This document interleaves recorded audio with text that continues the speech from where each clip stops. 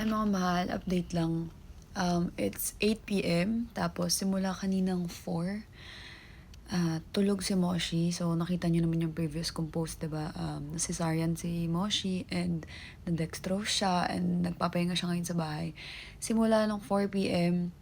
hanggang mga 7, nakahiga lang talaga siya sa shoulder ko. And sobrang gusto ko nang tumayo kasi nangangawit na ako para mapuputol na yung kamay ni Bakla. Gusto ko na din umihin, stuff.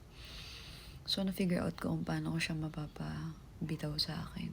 Kasi, grabe yung hingi niya ng tulong sa akin kahit hindi siya nagsasalita.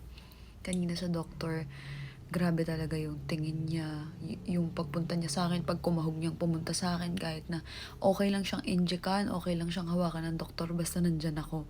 Ganun kalala yung ano niya sa akin.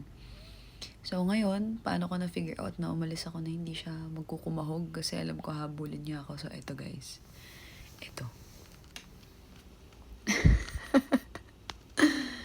Ako pa din yan, nakayakap siya. Ayan. Pahinga yung baby ko na yan eh. Si mami pa rin yan eh. Diba? Sobrang helpful ng naregalo sa amin ni Cleo. Cleo, thank you so much. So sa lahat na may mga fur baby dyan, alam nyo na yung gagawin.